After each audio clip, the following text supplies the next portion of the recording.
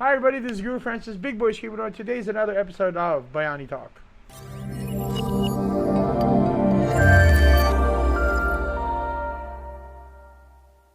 Hey everybody, this is Guru Francis, Big Boy Screamer, and today is another episode of Bayani Talk. So thank you again for those who have subscribed and been following and been watching these videos of mine.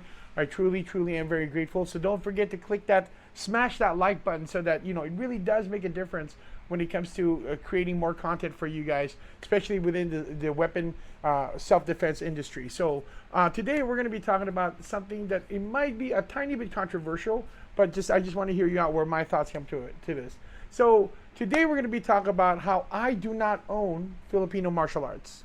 So I recently came back from Olympia, Washington, where I taught at a seminar hosted by Renegade Combatives and Rising Tide Karate. It's called the Big Boys Escrimadores Method to His Madness Seminar. And one of the people there was, just asked me a question that was I thought was like a really good question. One of the most common things that we always talk about, that's the problem with Filipino martial arts, is politics. Now, I actually tend to disagree. Yes, I'm not saying that politics doesn't. I'm not saying that politics doesn't exist. It does exist within Filipino martial arts.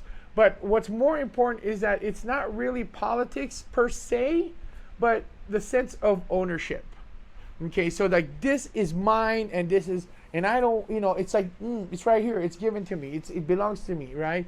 If anything, it's kind of like, oh, this is mine. This is all mine, precious, that kind of situation. So when somebody has ownership of it, right, then we tend to think that it can be stolen, it can be taken at any time, or I cannot get credit for it, or I cannot get paid for this. Okay, and I'm not saying that that's not a legitimate fear. What I'm just saying is usually it really boils down to what the Bible says. It's not the money, it's the love of money that's the root of all evil. So in this particular case, I think when things starts to kind of into a sour situation, is because there's those things like who owns what. So when this person asked me, how do you feel about the politics, I broke it down to, again, not just really a difference of opinion, but really a difference of who owns what. So he asked me, what do you think about ownership of Filipino martial arts? And here's my answer. I don't own Filipino martial arts. I own Filipino martial arts school, the business, but I don't own Filipino martial arts. The knowledge doesn't really belong to me, right? Because it was given to me by my teacher. And in one of the, I know this for a fact, that Master Sonny and Master Joe Napio, the brothers, my job is to share it to the next student, to the next generation. Hence the name of the school, Visayan Legacy, because that's the legacy that we keep sharing to the next generation. So, I'm not saying all schools think this way, but this is the way I think. I don't own Filipino martial arts. It is a cultural property. It is a communal property that everybody has a right to have access to. Just like I truly believe, and I know many people within the self-defense, weapon-based self-defense program, everybody has a right to defend themselves, right? So with that being said, that it's not my property. I don't own Filipino martial arts. I don't own the knowledge of Filipino martial arts. My job, if anything, is to share that knowledge with somebody else. And if you start thinking that I'm here to share instead of to hoard, then I think that the whole idea of ownership starts to dissipate.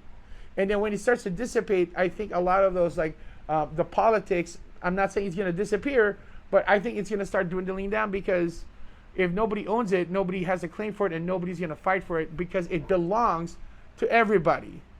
That's my point. So, if it might sound controversial, it might sound very different, but that's just my opinion. I truly believe the Filipino martial arts does not belong to anybody, but it belongs to everybody in the community, especially for those who wants to learn Filipino martial arts, and us who are the elders or the manongs of FMA. It is our job to share that to the youngins, to the newbies into the program. I don't know. Do you guys agree? Do you believe that FMA belongs to everybody? Comment down below. And if you are looking for a Filipino martial arts school and you're in the Riverside in Orange County area, please hit us up at www.fmaschool.com. Until then, my name is Guru Francis, Big Boy Screamador. Peace out, God bless, and keep swinging them sticks.